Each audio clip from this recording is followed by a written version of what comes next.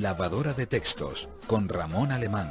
Canarias Radio La Autonómica. Buenas tardes, queridos oyentes de Canarias Radio La Autonómica. Aquí comienza la primera emisión del programa Lavadora de Textos, con el que trataremos todos los miércoles de 7:30 a 8 de la tarde de desvelar algunos secretos y misterios de nuestro idioma, el español. Siempre de manera rigurosa, pero siempre también con algunas gotitas de humor. Reciban un saludo de quien les habla, Ramón Alemán, y de José Pardellas en la realización. Lo primero que debo hacer es darle las gracias a Canarias Radio La Autonómica, y especialmente a su director, Miguel Guedes, por permitir a Lavadora de Textos, que es un proyecto que lleva ya 6 años tratando de difundir el buen uso del español, por permitirnos abrir esta ventana a un mundo del que todos, incluyendo el gremio al que yo pertenezco, que es el de los correctores de textos, en fin, que todos ignoramos muchas cosas, aunque a veces creamos que lo sabemos todo. En este programa hablaremos del cuidado de la lengua, tanto la escrita como la hablada, del buen uso de los signos de puntuación, de la construcción correcta de las oraciones, y también viajaremos, aunque sea solo con las palabras, a países que están al otro lado del Atlántico, desde Estados Unidos hasta Chile, pues no olvidemos que de los 500 millones de personas que hablan en español, una aplastante mayoría vive en América. Nuestra intención en esta cita semanal con ustedes es hacer que vean el idioma español como un conjunto de secretos que podemos ir revelando de manera didáctica, pero sobre todo entretenida. Por eso intentaremos usar lo menos posible todos esos términos del ámbito de la gramática que resultan difíciles de comprender a veces, ¿no?, al común de los mortales, y que podrían hacer que ustedes crean que estamos hablándoles en chino. O al menos si utilizamos esos términos, los traduciríamos a un lenguaje más coloquial. Por ejemplo, si yo les dijera a ustedes que cuando un sustantivo, un pronombre personal o un grupo nominal funciona como vocativo, hay que aislarlo del resto de la oración con comas, es muy posible que muchos no hayan entendido ni papa de lo que he querido decir. Pero estoy seguro de que entenderán esto otro. Cuando escribimos hola Pepe, hay que poner una coma antes de Pepe. Mejor, ¿no? Pues en ambos casos he dicho lo mismo. Y creo que no solo lo han entendido, sino que probablemente algunos de ustedes habrán llevado una sorpresa. Pues no son pocos los que no suelen usar esa coma, que es obligatoria. Si les asalta alguna duda, abran su WhatsApp, abran su correo electrónico y estoy seguro de que un porcentaje importante de ustedes no suele poner esa coma cuando saludan a su madre, a su novio, a sus familiares. Hola Pepe, hola amigo, hola mamá, queridos amigos, ¿cómo están?, etcétera. Pues muy bien. Si bien la coma es un signo de puntuación muy bohemio, que a veces es obligatorio, a veces no, a veces, en fin, aterriza donde le da la gana, lo cierto es que la coma del vocativo siempre es obligatoria. Pero de eso hablaremos otro día. Bueno, queremos que la lavadora de textos sea un espacio participativo, así que el programa comenzará siempre con la sección El Consultorio, en la que trataremos de resolver aquellas dudas que ustedes nos planteen a través de nuestro canal de WhatsApp y del correo electrónico. El correo electrónico, la dirección de correo electrónico que hemos habilitado es radio@lavadoradetextos.com. Repito, radio@lavadoradetextos.com. Hoy no tendremos habilitado el canal de WhatsApp, pues la cosa va esta tarde de presentarnos y de explicarles qué es lavadora de textos, pero a partir del próximo miércoles estaremos muy pendientes de los mensajes que nos manden por el teléfono móvil. Y desde hoy ya pueden comenzar a enviar sus dudas a la dirección de correo electrónico radio@lavadoradetextos.com. Y para los más tímidos, una advertencia: nosotros no somos jueces, no condenamos a nadie, Dios nos libre. Así que por favor, no me quiero enterar de que alguien no se atreve a hacernos una consulta por si comete algún error al escribirla. O sea, escriban, intenten escribir bien, pero no los vamos a condenar a la hoguera si hay algún error en el correo o en el WhatsApp que nos envíen.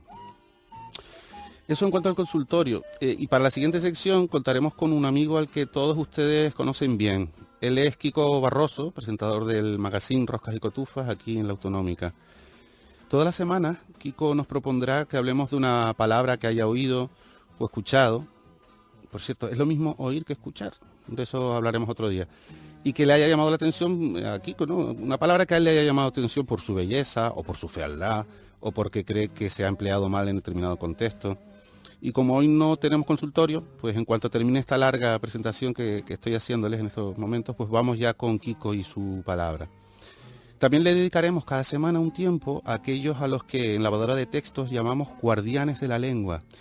Y no se confundan, no nos referimos a los académicos de la Real Academia Española, sino a muchas otras personas que, sin ser académicas, ni falta que les hace, han dedicado sus vidas a un cuidado científico, riguroso, apasionado y amoroso incluso de nuestro idioma. A la hora de imaginar a esos guardianes, piensen ustedes en un vigía con prismáticos, como esos que vigilan nuestros montes, que los miman. No piensen en un vigilante con porra y con pistola. Estamos hablando de personas como María Moliner, la autora del famoso diccionario que lleva su nombre, José Martínez de Sousa, que es un auténtico gurú de la ortografía española y del que hablaremos muchísimo en este programa, Alex Grigelmo, que es el autor del libro de estilo del periódico El País, aparte de, en fin, ha escrito muchos libros muy hermosos sobre el cuidado de nuestro idioma. Manuel Seco, que es un académico de la Real Academia Española, es otro de nuestros guardianes de la lengua favorito. Entre otras cosas porque a pesar de ser académico, le lleva la contraria a esa casa a la que él pertenece, ¿no? Y bueno, por último, cada semana tendremos una sección que se llama El Examen.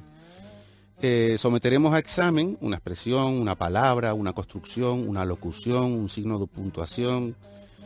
Bueno, con microscopio, bisturí y mucho cariño, eso sí, les abriremos las entrañas a las expresiones más raras, a los verbos más curiosos y a los misterios gramaticales más sorprendentes.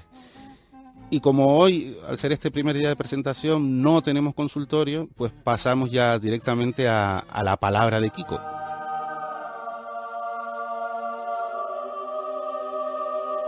Hola, ¿qué tal, Ramón? Buenas tardes y lo más importante, bienvenido a la radio, bienvenido a tu casa. Ya lo sabías de antes, pero ahora con este espacio propio somos fan y sobre todo la sección gana un oyente, quien les habla. Y cómo te agradezco que me permitas preguntarte cada tarde una palabra.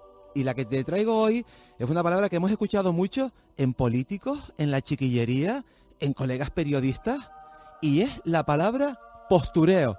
¿Qué significa esa palabra? ¿Existe el verbo posturear? Te escucho aquí, en la Lavadora de Textos. Insisto, bienvenido.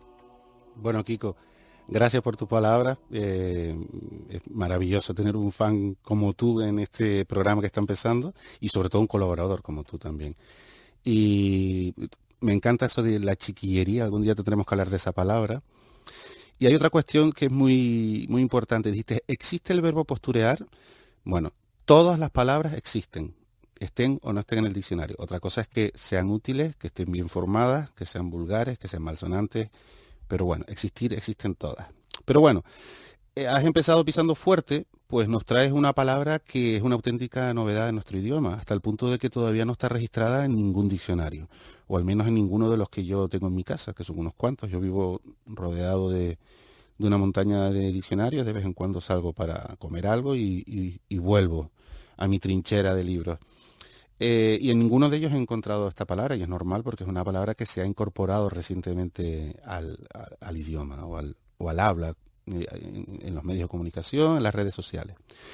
Lo primero que hay que hacer cuando nos encontramos con una nueva palabra en nuestro idioma es hacernos 3 preguntas. Primera, ¿está bien construida? ¿Está bien formada de acuerdo a las reglas del idioma español? La segunda es, ¿tenemos ya alguna palabra en nuestro idioma que signifique exactamente lo mismo? Y por último, ¿existen visos de que esta palabra vaya a perdurar en el tiempo? Bueno, pues para empezar, digamos, ¿qué es el postureo? Según la Fundación del Español Urgente, la Fundeu, que es otro de esos guardianes de la lengua al que recurriremos alguna que otra vez, con esta palabra se alude a la adopción de ciertos hábitos, poses y actitudes más por apariencia que por convicción. La Fundeu considera que es una palabra bien formada, y de hecho lo es si la consideramos hija del verbo posturear, que al parecer también se ha puesto de moda. Y si por ejemplo el verbo costurear nos trajo el costureo, o menudear, el menudeo, pastorear, el pastoreo, pues no hay motivo alguno para rechazar posturear y postureo.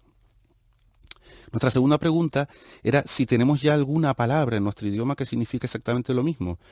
Bueno, pues más o menos. Tenemos la palabra pose, que significa, según el diccionario de la Real Academia Española, postura poco natural y, por extensión, afectación en la manera de hablar y comportarse. También es verdad que el postureo parece querer añadir algo más a lo que sería una simple pose. Por ejemplo, esa cadencia melancólica y timidorra que tiene Pablo Iglesias de Podemos podría ser una pose. Y los ineficaces y forzados arrumacos entre el PP y Ciudadanos de las últimas semanas se acercan más al postureo.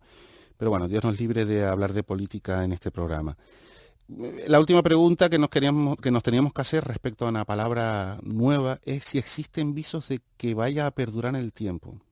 Bueno, no lo podemos saber. Lo que sí podemos saber es que si triunfa, pues no olvidemos que la lengua es el fenómeno más democrático de cuantos ha parido la humanidad, pues se extenderá como un blandiblup y a la academia no le quedará más remedio que registrar en el diccionario. También puede ocurrir que caiga en el olvido, que sea una palabra que ha estado de moda y sencillamente pues morirá. Y nada, Kiko, para la semana que viene te espero con otra palabra de las tuyas. Lavadora de textos con Ramón Alemán.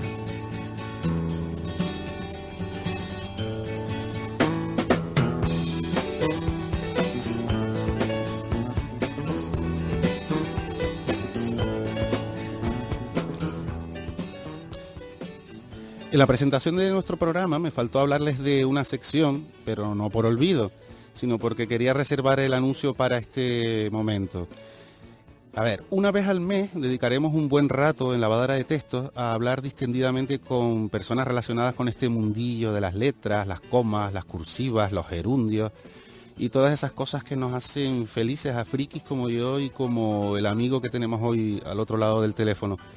Él es Alberto Gómez Font, un caballero de gran porte, entendida aquí la palabra porte en sus acepciones de presencia o aspecto de una persona y modo de gobernarse y portarse en conducta y acciones. Él se presenta a sí mismo en las redes sociales como filólogo, barman y especialista en el buen uso del español en los medios de comunicación. Pero lo cierto es que él es y ha sido mucho más que eso. Él formó parte del Departamento de Español Urgente, del que hablaremos después. Fue coordinador general de la Fundación del Español Urgente, de la que hemos hablado hace un momento. Ha sido director de la sede en Rabat del Instituto Cervantes. Es académico correspondiente de la Academia Norteamericana de la Lengua Española. Y para colmo, acaba de publicar 2 libros. Alberto es una persona que no se ríe de aquellas otras personas que comenten faltas de ortografía. Trata con respeto a conocidos y extraños y de la sabia boca que se esconde bajo ese enorme mostacho que tiene él, pues brota un acento que es una exquisita mezcla de castellano, o sea, de español de Castilla y de colombiano, a pesar de que él nació en Barcelona. Él nos explicará ahora mismo por qué. Querido Alberto Gómez Font, muy buenas tardes. Buenas tardes, hermano, ¿cómo estás? ¿Qué tal? Es un placer saludarte. Es un copión, eso de que las palabras existen es cosa mía. Eso es cosa tuya y de eso te vamos a hablar ahora mismo, precisamente. ¿Cómo estás? Bien. Muy bien, muy bien. Tiene muy buena pinta este programa. Estamos empezando y creo que yo estoy muy emocionado y con la ayuda de los amigos de Canarias Radio La Autonómica creo que esto puede dar muy buenos frutos y desde luego queríamos empezar el programa pues contando, ya dijimos al principio que en Lavadora de Textos nos guiamos mucho por esos a los que llamamos guardianes de la lengua y sin duda alguna pues tú eres no solo de los más fiables sino de los más queridos. Antes que nada y antes de que hablemos de eso de que todas las palabras existen, explícanos la razón de ese acento tuyo, tan colombiano y tan castellano y tan catalán y tan madrileño. Bueno, muchacho, ¿tú quieres que te diga qué? Me parieron en Barcelona y cuando tenía 3 añitos, no me acuerdo yo si hablaba mucho o poco, me llevaron a Colombia y allí fue toda mi enseñanza primaria y la enseñanza primaria marca mucho lingüísticamente. Después, a los 11 años, volvimos a España y me ocurrió un fenómeno que supongo que no soy ni el primero ni el último al que le ha ocurrido, y es que un niño de 11 años que llega a un sitio donde habla distinto, yo hablaba pues entonces puro paisa allá de Pereira, ¿cómo le parece? ¿Dónde? Y no quería ser distinto, entonces en el cole, en Barcelona, yo imitaba la forma de hablar de mis compañeros y también basándome en lo que había oído en mi casa los años colombianos, que era mi padre que era de Valladolid y mi madre de Tarragona, es decir, no me costaba imitar un acento más o menos centropeninsular, español del centro, ¿no? Y al volver a casa, cuando ya me relajaba, salía del colegio, yo en casa era otra vez un muchachito paisa, ¿cómo le parece? Y entonces, todavía hoy, 50 años después, con mi hermana, que es la única, yo digo testiga, me gusta el femenino de testigo, Sí. la única testiga de aquellos años con la que todavía converso,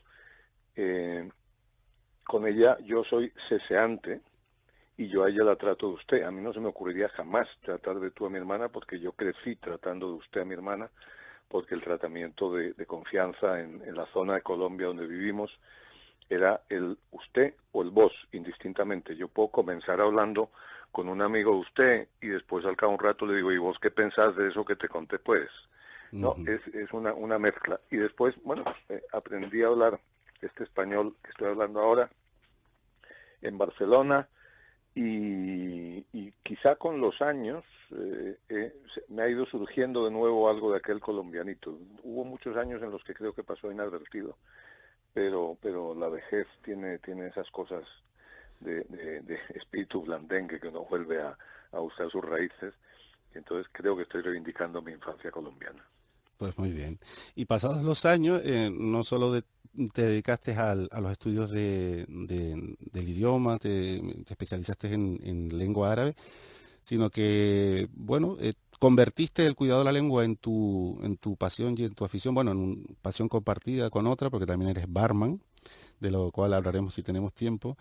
Pero en la actualidad y volviendo también al asunto de Colombia, eres miembro académico correspondiente de la Academia Norteamericana de la Lengua Española.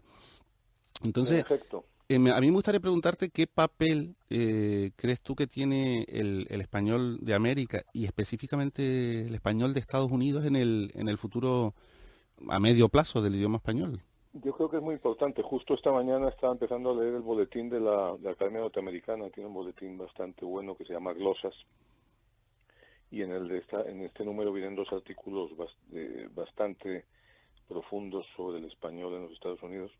Es apasionante la historia del español en ese país, porque al mismo tiempo que perviven hablantes en el estado de Texas y en el estado de Nuevo México que han mantenido el español de la época en la que esos dos estados pertenecían a México antes de que se los apropiase Estados Unidos, se ha mantenido vivo ahí el español, y después todos los que han ido llegando buscando mejor vida que la que les daban en sus países, ¿no? Todos los emigrantes. Y si bien es cierto que hay dos tipos de emigrantes lingüísticos, podríamos decir, el emigrante económico y el emigrante político. El emigrante económico tiende a intentar olvidar la lengua de la que proviene, porque esa lengua le recuerda a la pobreza de la que intentó escapar o de la que escapó su abuelo. Mientras que el emigrante político, clarísimamente los cubanos en el estado de la Florida, mantienen la lengua del país del que se fueron corriendo porque no estaban de acuerdo con el nuevo régimen, ¿no? Y mantienen la lengua como seña de identidad, como esperando volver alguna vez a la patria abandonada, ¿no? Son dos problemas distintos, pero afortunadamente hoy en los Estados Unidos hay muchos medios de comunicación, televisión, radio, periódicos. Te escuchamos un pelín bajito. A ver si Bajito. ahora te oigo perfectamente. Bueno, pues decía que de cada 100 hispanos en los Estados Unidos hay 20 que no hablan español, pero cuentan en el Instituto Cervantes que se está matriculando gente a aprender español con apellido García y con apellido Rodríguez, que son gente que dejó, que no aprendieron la lengua de sus abuelos y ahora les ha dado por ahí. O sea que está vivo. Y después, desde el punto de vista de creación de una nueva variante de la lengua, es muy interesante. Tú sabes, como has dicho, que vives rodeado de diccionarios, que en la última edición del diccionario de la Academia ya aparece una marca que no aparecía hasta ahora, que es la marca de estadounidismo, como la de colombianismo, argentinismo. O sea, tal palabra pone EUA y el significado. Es decir, esa palabra significa eso en español de los Estados Unidos. Ya es un español más reconocido. Y otra, hablando de academias, otra gran noticia antes de que se nos olvide, hay que mencionar que tenemos una academia nueva desde hace unos meses, que es la Academia del País Siempre Olvidado por los Hispanohablantes, la República de Guinea Ecuatorial. Ah, estupendo. Por fin hay una academia de la lengua española en Guinea. Y bueno, ser académico de la norteamericana para mí es un honor y colaboro con ellos y reviso trabajos que me mandan. Es decir, en un momento determinado, cuando se escribió, se redactó la enciclopedia del español en los Estados Unidos, el director Humberto López Morales tuvo a bien encargarme 2 o 3 capítulos de esa enciclopedia, porque sabía de mi afición por el español de esa tierra, y la verdad es que lo sigo lo más de cerca que puedo. Es muy, muy interesante. Muy bien. Hablando de variedades del español, hay un lingüista andaluz, Luis Carlos Díaz Salgado, que un día en un artículo suyo haciendo un poco una crítica al Instituto Cervantes por dar clases de español a extranjeros con el español de Castilla, según el Instituto Cervantes, porque es la variedad más común. Entonces, Luis Carlos Díaz Salgado decía que si por común entendemos aquellos que es más general en el mundo hispano, el canario, por su cercanía con las variedades americanas, es el más común de los dialectos españoles, mientras que el castellano es una verdadera excepción.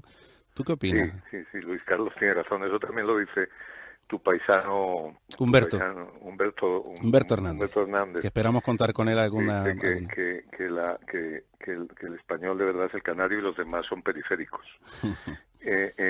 Y bueno, en cierta parte es verdad.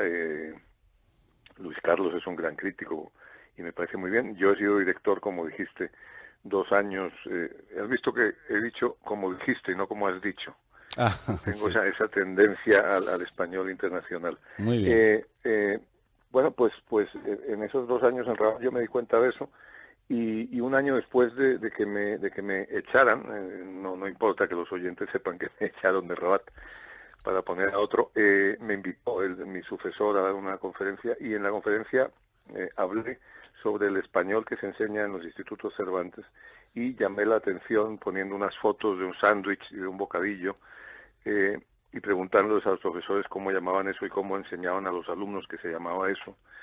Les llamé la atención sobre ese gran fallo que Luis Carlos también denuncia, ¿no? Si bien es cierto que de pronto te vas a Damasco o te vas a Nueva York, Damasco no, porque ahora está cerrado el Cervantes, pero cuando yo estuve hace años visitando el Cervantes de allá, o el de Nueva York, o el de alguna otra ciudad, te encuentras con que de pronto hay un profesor chileno o un profesor mexicano, y bueno, pues eso está bien, porque los alumnos pueden oír otras variantes, pero desafortunadamente lo general es que se enseñe en español centropeninsular norteño, e incluso los profesores de origen andaluz o canario, es decir, españoles con dialectos más marcados y ceseantes, al dar clase neutralizan, si es que eso se puede llamar neutralizar, su acento para acercarlo al centro peninsular, cosa que a mí me parece fatal. Sí, más que lo castran, diría yo. Sí. Pero bueno. A ver, Alberto, todas las palabras existen, sí, te copié la frase, pero siempre, pero aunque... las que se ha inventado alguien. Las que están sin inventar todavía no existen. Exacto. Vamos a ver, yo siempre, cuando me hacen preguntas de este tipo, como las que hizo el amigo Kiko, la palabra tal existe, siempre digo que todas las palabras existen, como dice mi amigo Alberto Comefón. Entonces, explícale tú a nuestros oyentes por qué todas las palabras existen. No, pero es que en el momento es una cosa tan de perogrullo, claro, que da vergüenza explicarlo, ¿no? Si alguien está hablando de una palabra, está hablando de algo que existe, no se puede hablar de algo que no existe.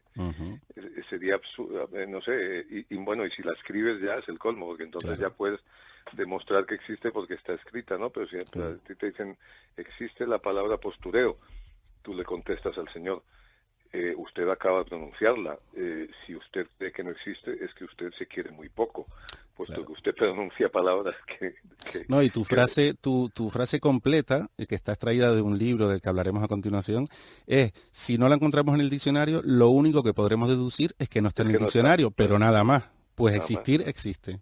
Claro, si no, no la buscaríamos. Efectivamente. Bueno, Alberto, antes de pasar a hablar de estas 2 publicaciones que han visto la luz recientemente con tu firma, en un caso como compilador y en otra como coautor, me gustaría que nos hablaras un poco de algo de lo que tú hablas en uno de esos libros, porque uno de esos libros es una recopilación de artículos, pero tú al final haces trazas unos recuerdos de los tiempos en los que tú trabajaste en el DEU, que era el Departamento de Español Urgente, que le explicamos a nuestros oyentes que era un departamento de corrección y asesoramiento para los periodistas de la agencia EFE y para los abonados, si no recuerdo mal. Sí, Cuéntanos un poco es. qué era el DEU, ¿no? Y la gente con la que te rodeabas, porque creo que era gente de gran porte como tú. Fue maravilloso, sí. Hablando de libros, anuncio que estoy escribiendo otro también Vaya. relacionado con esa época de mi vida, que se llama Errores correctos, mi oxímoron. Y es una especie de memorias de un corrector arrepentido, cosa que serás tú cuando seas mayor. Espero que no. Lo del departamento de... Bueno, ya sabes a lo que me refiero. Sí. El departamento de Español Urgente fue un gran invento de un gran periodista español todavía vivo y miembro de la Academia Española, que se llama Luis María Ansón, y otro personaje del siglo XX que ya se murió, que fue uno de los mejores lingüistas españoles del siglo XX, que se llamaba Fernando Lázaro Carreter.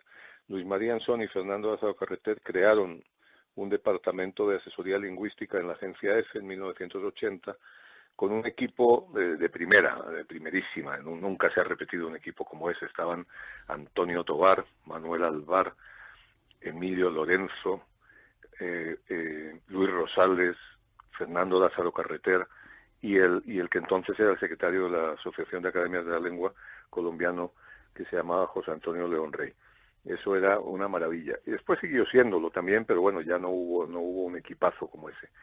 Y básicamente era lo que tú has dicho, un departamento dentro de la agencia de prensa, de la agencia EFE, para solucionarles las dudas a los redactores de noticias e ir actualizando las sucesivas ediciones de un librito que comenzó llamándose Manual de Estilo de la agencia EFE y que en la cuarta edición pasó a llamarse Manual de Español Urgente, del que vi ayer un ejemplar paseando por el Rastro en Madrid, de la cuarta edición. Ese era el trabajo, asesoría lingüística, ayudar a los periodistas a pulir su uso del español al redactar noticias. Que después dio lugar, el DEU se convirtió en fundación, pues pasó a ser Fundación del Español Urgente. Y en el tú 2005. Sí. De la cual tú fuiste coordinador general. En efecto, estuve del 2005 al 2012 cuando me fui a vivir a Marruecos a dirigir el Cervantes de Rabat. Sí. Alberto, se nos acaba el tiempo, esto se ha ido volando, pero no me gustaría terminar sin hablar muy brevemente estos dos libros. Bueno, ya hablamos de el primero de ellos, una compilación de artículos que se llama Español con Estilo, editado por Ediciones Trea.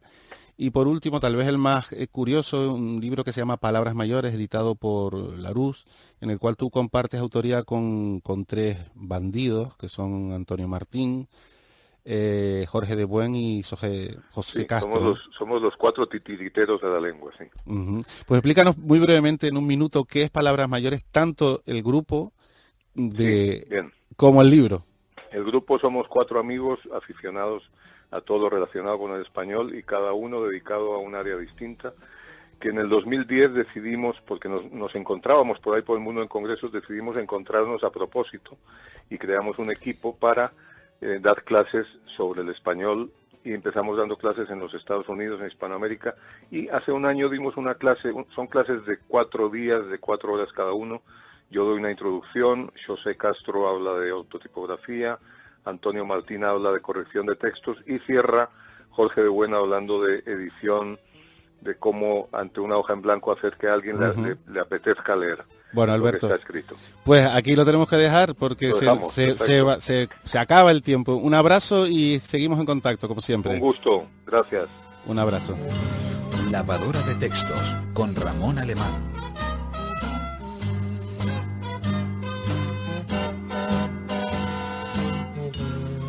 Pues se ha ido el tiempo volando y de hecho no hemos tenido tiempo de hacer la sección el examen, pero bueno, así son las cosas cuando un proyecto como este están haciendo, con lo cual los emplazamos al próximo miércoles, el día 21 de septiembre, y aquí nos vemos en Lavadora de Textos.